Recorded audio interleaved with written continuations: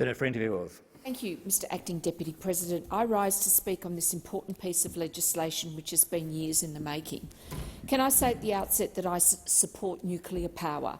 However, before embarking on any future policy of nuclear power, we must first sort out disposal of our nuclear waste.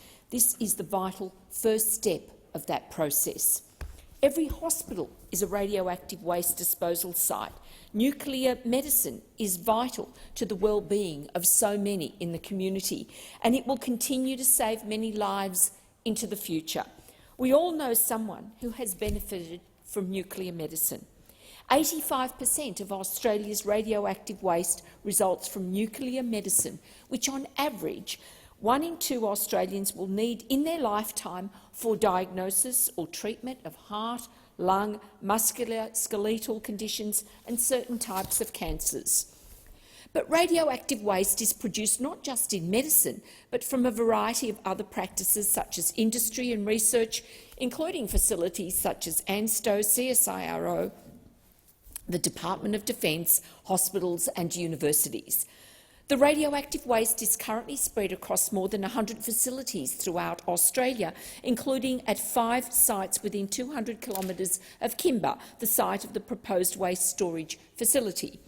Storage in a national facility will mean the waste will be consolidated into a single, safe, purpose-built radioactive waste facility, consistent with government policy and international best practice. The National Radioactive Waste Management Facility program is at a critical juncture in what has been a 40-year effort to identify a community to host a facility. Importantly, it provides Parliament with a say in this important national infrastructure, rather than the decision about the site location resting with a single minister. The bill also contains an amended definition of controlled material to provide clarity as to the type of waste which may be stored at the facility. Thus, it aligns with other domestic legislation and international obligations. The new definition does not expand the type of material that can be stored at the facility. Rather, it covers all types of waste that will be held at the facility, but at this point expressly excludes high-level waste and spent nuclear fuel. This facility is designed for Australian waste only, namely waste that is used in Australia, generated by activities in Australia or sent to Australia under contractual arrangements relating to the reprocessing of spent nuclear fuel. The facility will only be designated for and large enough to store Australian waste for approximately 100 years. It will then be monitored for 200 to 300 years afterwards. Near-surface disposal at ground level is a commonly adopted and safe solution for low-level waste, and such repositories are standard in many countries, including the United Kingdom, Spain, France, Japan and the United States. All waste will be fully immobilised and then placed within multiple layers of protection to ensure safety for workers, visitors to the site and the surrounding community. The facility will be designed and engineered to the highest of standards, with multiple safety barriers ensuring it is prepared for and resilient to all credible scenarios.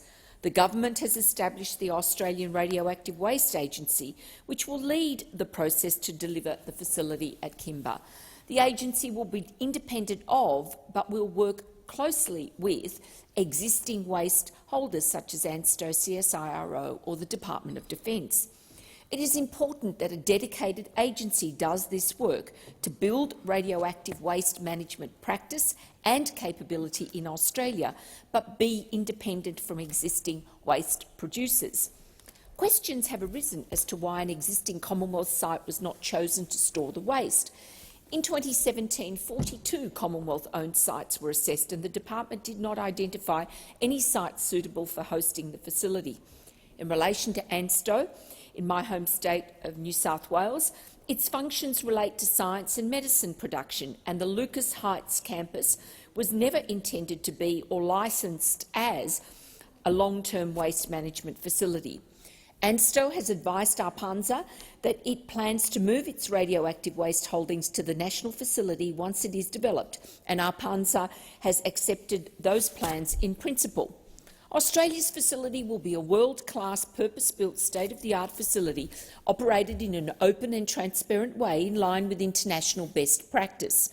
All radioactive waste at the facility will be safely shielded, so radiation levels, even close to stored or handled materials, will be well below regulated safety levels.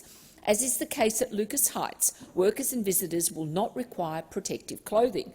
Australia has a uniform national radioactive waste classification system, which is based on the International Atomic Energy Agency guidelines and adapted for the Australian situation.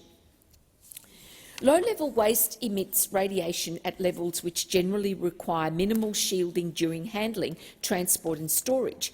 92% of the radioactive waste produced by ANSTO is low-level waste made up of paper, plastic, gloves, cloths and filters that contain low level of radioactivity. Intermediate-level waste is largely associated with the byproducts of nuclear medicine and emits higher levels of radiation that require additional shielding during handling, transport and storage. Australia does not produce high-level radioactive waste. A high-level waste facility would require a separate investigation to determine technical requirements and other needs. This, however, remains an issue for the future, but it must be tackled because it behoves Australia to manage its own waste. Shipping our plastics overseas was a case in point.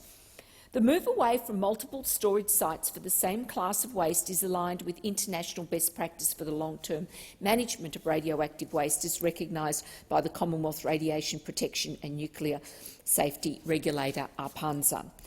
The government has committed to intermediate-level waste being temporarily stored at the facility while a permanent disposal pathway is developed, an absolute must.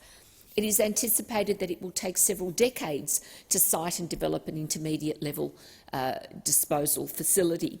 The role of the waste management function is to coordinate with waste holders and producers, regulators, international counterparts and policymakers to develop agreed pathways, strategies and management practices for Australia's radioactive waste from its production through to its disposal. This function will lead the development of a permanent disposal pathway for intermediate-level waste. This involves a major program of research and development activities, and while no deadline has been set, this process is expected to take years. Regrettably, there are those who just simply are opposed to anything nuclear.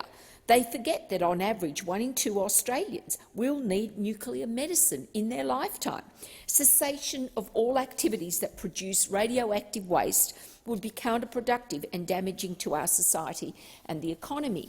Even if it were viable for Australia to cease producing nuclear medicine, doing so would not provide a solution for our legacy waste, which has been accumulating for over 70 years and still requires a permanent facility. Defence is not a significant producer of radioactive material. Therefore, activities relating to the defence of Australia will result in very small amounts of radioactive waste being sent to the facility. Australia has no nuclear weapons capability. Before I conclude, I would like to make some comments regarding nuclear power. The time has come to consider nuclear power. If we are to be ecumenical on all power sources, then nuclear needs to be in the mix. There is a certain hypocrisy about those opposed to even contemplating consideration of this issue. They are happy to go to Europe and the UK and have no qualms about benefiting from nuclear power supply on tour. They will happily sip champagne or good Italian red wine whilst adopting the NIMBY principle, not in my backyard, for Australia. In summary, nuclear power generation creates different levels of waste. However, before we contemplate storage of high-level waste, it behoves Australia to successfully deal with low and intermediate waste to demonstrate that in future we would be fully able to safely store any waste resulting from a nuclear energy cycle.